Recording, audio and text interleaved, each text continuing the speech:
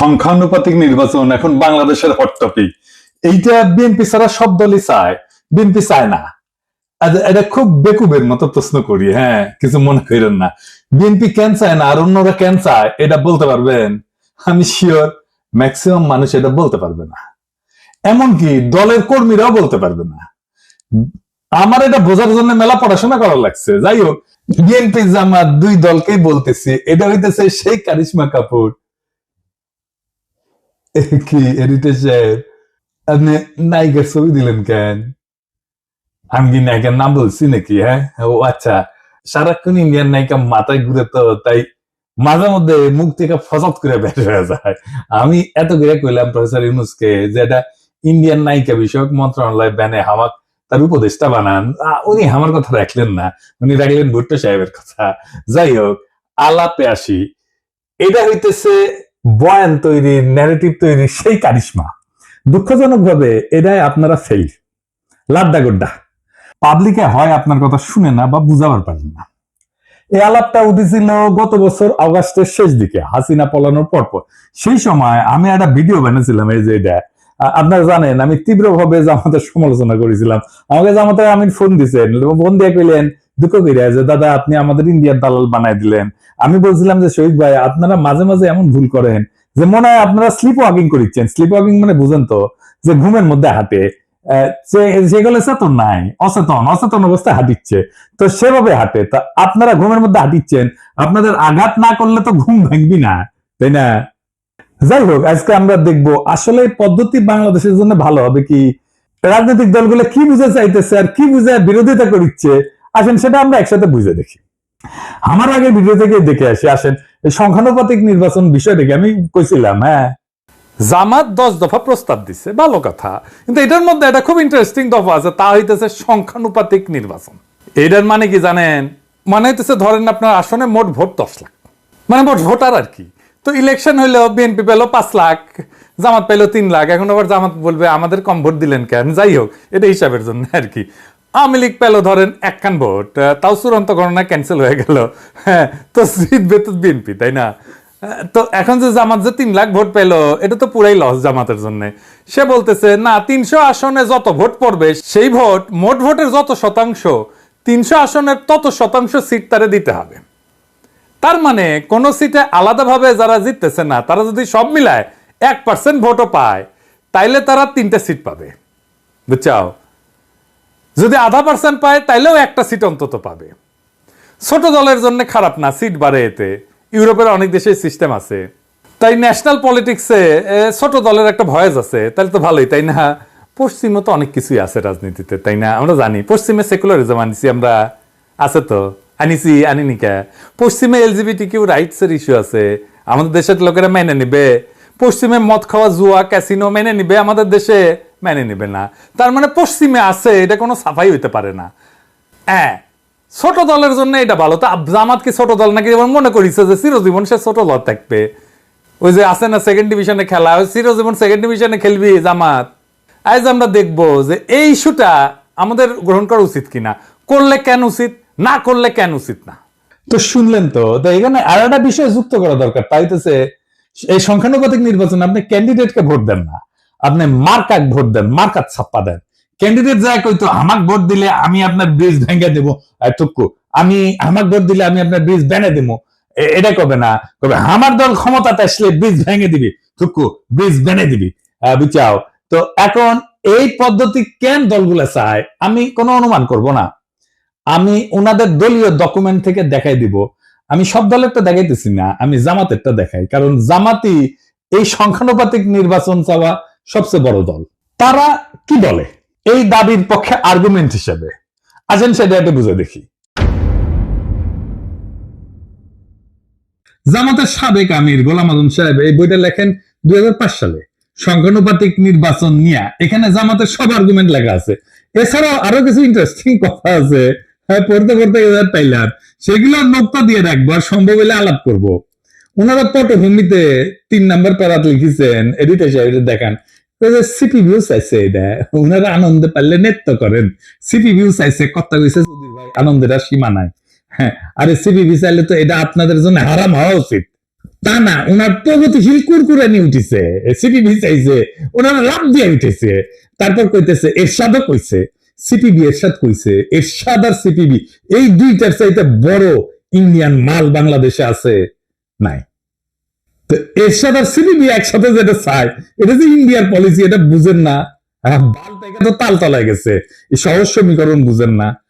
আসল আলাপে আসার আগে আরেকটা ইন্টারেস্টিং কথা দেখাই, 11 পৃষ্ঠা এডিটরশিপ দেখান। ওনারা কইতেছেন প্রচলিত রাজনীতি হলো পাওয়ার পলিটিক্স বা ক্ষমতার রাজনীতি। দেশ গড়া আসল লক্ষ্য না, ক্ষমতাসীন হওয়াই আসল লক্ষ্য। ক্ষমতা ওনার কাছে খুবই খারাপ জিনিস।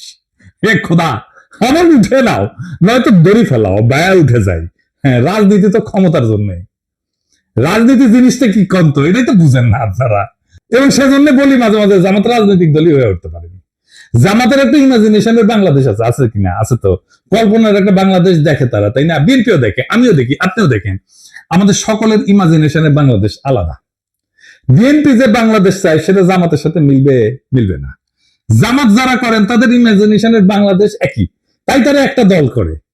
এই ইমাজিনেশনের বাংলাদেশ গড়তে হইলে আপনার রাষ্ট্র ক্ষমতা লাগবে। আপনারা ক্ষমতার জন্য রাজনীতি করেন না। রাজনীতি মানেই ক্ষমতা প্রশ্ন। রাজনীতি হচ্ছে ক্ষমতা সম্পর্কের কৌশলগত ক্ষেত্র। রাজনীতি দিয়ে ক্ষমতা তৈরি হয়। জামাত যেটাকে দেশ গড়া বলে সেটাকে আওয়ামী লীগ বলে দেশ ধ্বংস করা। দেশ গড়া কোনো রাজনৈতিক শব্দ না, এটা সাহিত্যের শব্দ। যাই হোক, জামাত বলতেছে, একটাই যুক্তি দিচ্ছে এই সংখ্যানুপাতিক নির্বাচনের জন্য। নির্বাচনের টাকার খেলা বন্ধ করবে সংখ্যানুপাতিক নির্বাচন, আর কোনো দ্বিতীয় যুক্তি নেই। ক্যান্ডিডেটদের টাকা খরচা করতে হয়। দেখেন, টাকা খেলা বন্ধ করার জন্য জামাত সংখ্যানুপাতিক নির্বাচন চায়। খুব সৎ চাওয়া, তাই না? আচ্ছা জামাতের ভাইরা বলেন তো, আমি বিএনপি জামাতের উদাহরণ দিব না, কারণ আপনারা তো ভালো ছেলে, সন্ধ্যাবেলা হাত মুখ ধুয়ে পড়তে বসেন, তাই না? তো ধরেন জাতীয় পার্টি যে খারাপ পার্টি আপনাদের কাছে, তাই না? সে তো 7% ভোট পায়, তাই না? বাংলাদেশে মানে সে 21টা সিট পাবে, পাবে কিনা?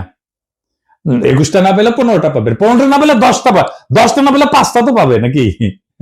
এর মধ্যে যদি সে এক একটা সিট 500 কোটি টাকায় বিক্রি করতে চায়, হবে না বিক্রি? আপোষে হবে। আওয়ামী লীগের লোকেরাই কিনে নেবে।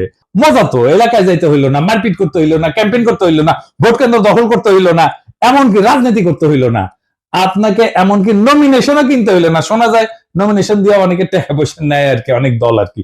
না আমার কইলাম না আর কি, আপনারা জানেন। আপনার টাকা আছে, আপনার জিতা সিট কিনে নিলেন, নো রিস্ক, হারার কোনো ভয় নাই। ধরেন দল এলাকা ভাগ করে দিল, বললো যে এখন যে সিট আছে ওইভাবে ভাগ করলো। এই সেই সিট অনুসারে এই যে ধরেন বগুড়া 1 আসনে যতগুলো কেন্দ্র আছে, এইখানে যদি বিএনপি জিতে, এইখানে বিএনপি কইলো যে কাউকে কোনো ক্যান্ডিডেট কে কইলো এই বগুড়া 1-এর এই কেন্দ্রগুলোর সিটে যদি বিএনপি জিতে তাহলে তোমার এমপি বানাবো ওই সিটে।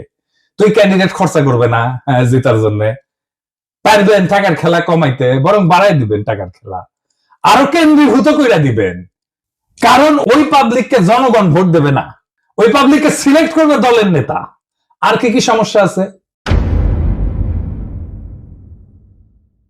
বাংলাদেশের প্রধান রাজনৈতিক দলগুলোতে তো আভ্যন্তরীণ গণতন্ত্র প্রায় অনুপস্থিত, নেতৃত্ব অত্যন্ত কেন্দ্রীভূত। এই পদ্ধতিতে, সংখ্যানুপাতিক পদ্ধতিতে দলীয় তালিকা তৈরি হবে কেন্দ্রীয় নেতৃত্বের মাধ্যমে। এটা স্থানীয় জনপ্রতিনিধিত্বকে দুর্বল করে দিবে। দলীয় নেতৃত্ব ক্ষমতা আরো কেন্দ্রীভূত করবে এবং স্থানীয় পর্যায়ে জবাবদিহিতা কমবে। দলের শীর্ষ নেতৃত্বই নির্ধারণ করবে কে সংসদে যাবে। ভোটারদের প্রত্যক্ষ ভোটের ক্ষমতা কমে যাবে। মানে এখন তো জনপ্রিয় নেতা হলে তার জেতার চান্স থাকে, তাই না? মানুষের কাছে ভালো হইতে হয়, সেটা কোনো দরকারই পড়বে না। দেখেন, আমরা অনেকে মনে করি রাজনীতি মানে হচ্ছে নির্বাচন, আইন, সংসদ, এই সমস্ত কিছু। কিন্তু রাষ্ট্রবিজ্ঞানী মোস্তাক আহমেদ একটা খুব সোজা কথা বলেন। উনি বলেন যে রাজনীতি আসলে একটা অদৃশ্য বোঝাপড়া। সেটাতে ঠিক হয় কে ক্ষমতায় থাকবে, কে টাকা খাবে, কে নিরাপদে থাকবে। এই বোঝাপড়াকেই বলা হয় পলিটিক্যাল সেটেলমেন্ট, বা বাংলায় বলে রাজনৈতিক বন্দোবস্ত। এই রাজনৈতিক বন্দোবস্তই ছাত্ররা ভাঙতে চাইছিল, আর সেটাকেই তারা বলছিল নতুন রাজনৈতিক বন্দোবস্ত। বুঝিস? তো এই বন্দোবস্ত লিখিত না, কিন্তু কিন্তু খুব বাস্তব। বড় বড় রাজনৈতিক দল, আমলা, ব্যবসায়ী গোষ্ঠী, পুলিশ, বিচারক, এলিট সবাই এটা অলিখিত চুক্তিতে থাকে। আমি একটু বুঝাই বলি। ধরেন রাস্তার ট্র্যাকে চাঁদাবাজি, হাটের ইজারা, ছিনতাই, মাস্তানি, ঠিকাদারি, বালু মাহাল, এই সমস্ত জিনিস আছে না যেটি থেকে টাকা পয়সা আসে, এটা একটা ইকোনমি আছে। কে তুলবে টাকা, কে নিবে, পুলিশ কত পাবে, রাজনৈতিক নেতা কত পাবে, তৃণমূলের মাস্তান কত পাবে, মন্ত্রী কত পাবে, হাসিনা কত পাবে, এই সবকিছু সেটেলড সেই অলিখিত চুক্তি দিয়া। এটি রাজনৈতিক বন্দোবস্ত। এই বন্দোবস্তের পার্ট এমপি। সে খরচা করে, মাস্তান পালে, কর্মী পালে, পুলিশের সাথে যোগাযোগ রাখে, উকিলের সাথে যোগাযোগ রাখে, স্থানীয় মাফিয়ার উপরে, আন্ডারওয়ার্ল্ডের উপরে নিয়ন্ত্রণ রাখে। এইভাবে এই বন্দোবস্ত টিকে থাকে। হাসিনা চলে যাওয়ার পরে অপরাধ বাড়ছে কেন? কারণ এই আন্ডারওয়ার্ল্ডের উপরে যাদের কার্যকর নিয়ন্ত্রণ ছিল তারা নাই হয়ে গেছে। এখন কেউ সেইভাবে কন্ট্রোল করে না, তাই এরা নিয়ন্ত্রণহীনভাবে যা খুশি করতেছে। এইটা ল অ্যান্ড অর্ডারের বিষয় না, এটা সেই অলিখিত চুক্তি ভেঙে যাওয়ার পরিণতি। আমাদের নতুন বন্দোবস্ত করার আগেই আপনি আরেকটা বন্দোবস্ত ভাঙতেছেন। বাংলাদেশে ইনস্টিটিউশন নাই, গড়ে ওঠে নাই। এই ইনস্টিটিউশনের বিকল্প হচ্ছে রাজনৈতিক বন্দোবস্ত। এইখানে রাজনৈতিক দল, তার নেতা কর্মী একটা জটিল ভারসাম্য রক্ষা করে সমাজকে টিকায় রাখে। এইটা যখন নষ্ট হয়ে যায় তখন প্রতিদ্বন্দ্বী গোষ্ঠীগুলো নিরাপত্তাহীনতায় ভোগে এবং সহিংসতা, দুর্নীতি, রাজনৈতিক অস্থিরতা বাড়ে। আপনি সংখ্যানুপাতিক নির্বাচন করে পুরা পলিটিক্যাল ফেব্রিক ধ্বংস করে দেবেন। কেউ নিয়ন্ত্রণ করতে পারবে না। জেলা শহরগুলোর আন্ডারওয়ার্ল্ড, ঢাকা শহরের আন্ডারওয়ার্ল্ড আপনি নিয়ন্ত্রণ করতে পারবেন না। তার ব্যবসা বাণিজ্য, ভাগ বাটোয়ারা, এই জায়গাটা কে নিবে? তখন আপনি তো সব উলট পালট করে দিচ্ছেন। এলোমেলো করে দেমাল লুটে পুটে খাই, একটা কথা আছে না, আপনি এলোমেলো করে দিচ্ছেন রাজনৈতিক বন্দোবস্তকে। তো ওই জায়গা তো ফাঁকা থাকবে না। তো ওই জায়গাটা কে নিবে? পুলিশ নিবে, যেটা অর্গানাইজড। এখন পুলিশ নিবে, প্রশাসন নিবে, আর একটা হাসিনার শাসন তৈরি হবে। পুরা সমাজ, রাষ্ট্র, রাজনৈতিক দলের নিয়ন্ত্রণের বাইরে চলে যাবে। যে দেশে ইনস্টিটিউশন গড়ে ওঠে নাই সেই দেশের রাজনৈতিক বন্দোবস্তই হলো সমাজকে টিকায় রাখার বিকল্প ব্যবস্থা। আর আপনি সেই ব্যবস্থাটিকে ভেঙ্গা সংখ্যানুপাতিক নির্বাচন নামের গুগলি মারলে রাষ্ট্র গড়ায় পড়বে গ্যাংয়ের হাতে, পুলিশের হাতে, প্রশাসনের হাতে, স্থানীয় মাফিয়ার হাতে। আফগানিস্তানে হয়েছিল না, তালেবান আসার আগে এক এক এলাকায় এক এক ওয়ারলর্ড শাসন করতে, একই জিনিস হবে। বাংলাদেশে আপনি এই কাজটা করতে যাইতেছেন। পুলিশ আর প্রশাসন শক্তিশালী হয়ে উঠবে, দারুণ। এই সংখ্যানুপাতিক নির্বাচন আঞ্চলিকতা বাড়ায় দেবে। আমি অন্য দেশের উদাহরণ দেব না, বেলজিয়ামের উদাহরণ দেব। এই বেলজিয়াম একটা দেশ হিসাবে থাকে কিনা দেখেন। কি হয়েছে বেলজিয়ামে? আসেন আলাপ করতেছি। বেলজিয়াম তো একটাই দেশ, তাই না? কিন্তু এর ভেতরে আছে দুইটা বড় জাতিগত ভাষাগত গোষ্ঠী। একটা হচ্ছে ফ্লেমিশ, ওলদান্স ভাষায় কথা বলে, থাকে দেশের উত্তর অংশে, তার নাম হচ্ছে ফ্লান্ডার্স।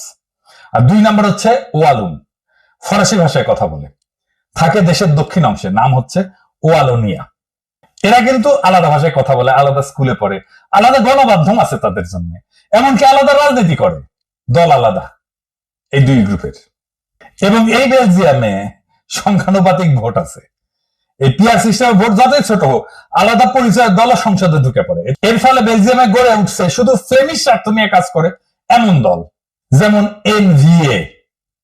শুধু ওয়ালুন স্বার্থ নিয়ে কাজ করে এমন দল, যেমন পিএস, পার্টি সোশ্যালিস্ট।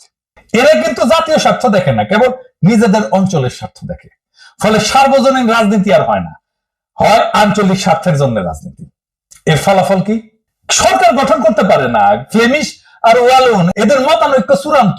এই যে দেখতেছেন না, এখন প্রফেসর ইউনূসের সরকার ঐক্য মত করতে পারতেছে না, দেখতেছেন না, জুলাই সনদ করতে পারতেছে না, মতানৈক্যের জন্য। একই রকম বেলজিয়ামের জাতীয় পরিচয় দুর্বল হয়, সবাই নিজেকে ওয়ালুন বা ফ্লেমিশ ভাবে, বেলজিয়ান ভাবে না। ভাষা, শিক্ষা, অর্থনীতি সব আলাদা হয়ে গেছে। স্কুলে আলাদা পাঠ্যক্রম, আলাদা মিডিয়া, এমনকি আলাদা ট্যাক্স এবং প্রশাসন চলতেছে অঞ্চল ভিত্তিক। যেহেতু একক সংখ্যাগরিষ্ঠতা পায় না, সরকার গঠন হয় না। 1 বছরের বেশি সময় সরকার গঠন হয়নি, এরকম এক্সাম্পল আছে। এই রাষ্ট্র টিকবে না। এবার আরো মারাত্মক উদাহরণ দিই ইসরায়েলের। ইসরায়েল যে আগ্রাসী রাষ্ট্র হয়ে উঠছে, এটা সংখ্যানুপাতিক নির্বাচনের জন্য। কিভাবে? ইসরায়েল এখন একটা রাষ্ট্র না, একটা চরমপন্থী যুদ্ধযন্ত্র। আর এই রূপান্তরের বীজ পোতা আছে তাদের এই সংখ্যানুপাতিক নির্বাচনের ব্যবস্থা। তো এইখানে প্রায় 3% মতো ভোট পেলে সংসদে ঢুকে যায় যে কেউ। এই ফাঁক গলে ক্ষমতার মঞ্চে উঠে আসছে এক ঝাঁক ধর্মীয় হুলিগান, যারা গণতন্ত্র না, ধর্মীয় শাসন এবং জাতিগত নিধন চায়, ফিলিস্তিনের ধ্বংস চায়, গাজার ধ্বংস চায়। কারা এই হুলিগান? যেমন SHAS, এরা নারী অধিকারের প্রকাশ্য শত্রু, সিভিল ম্যারেজের প্রকাশ্য শত্রু। তারপরে আরেকটা আছে UTZ, এরা নারীদের ভোটের শত্রু, আধুনিক শিক্ষার শত্রু, এমনকি রাষ্ট্রীয় আইনকে অস্বীকার করে। আরেকটা আছে ওরজেমা ইহুদিক, আরবদের নাগরিকত্ব বাতিল করে দিতে বলে, গাজায় গণহত্যা উস্কায় দেয়। এদেরকে ইহুদি তালেবান বলা হয়। এরা 5 থেকে 6% ভোট পায়, কিন্তু মন্ত্রিসভায় তারা নীতি নির্ধারক। তাদের জন্য সরকার গঠিত হয়, কারণ কেউ সংখ্যাগরিষ্ঠতা পায় না এবং এরা এই সাপোর্টটা দেয় এবং সরকারের নীতি জিম্মি হয়ে যায় এদের কাছে। ইসরায়েলে কোনো দল একক সংখ্যাগরিষ্ঠতা পায় না। সরকার গঠনের জন্য এই হুলিগানদের সমর্থন লাগে। তারা চুক্তি করে শর্ত দেয় যে আমাদের দাবি যদি না মানো তাহলে সরকার ফেলায় দেব। নেতানিয়াহু বাধ্য, তাকে বিচার বিভাগ ভেঙে দিতে হয়েছে এদেরকে সন্তুষ্ট করার জন্য। এই বিচার সংস্কার ইস্যুতে 2023 সালে ইসরায়েল জুড়ে ইতিহাসের সবচেয়ে বড় গণবিক্ষোভ হয়েছে।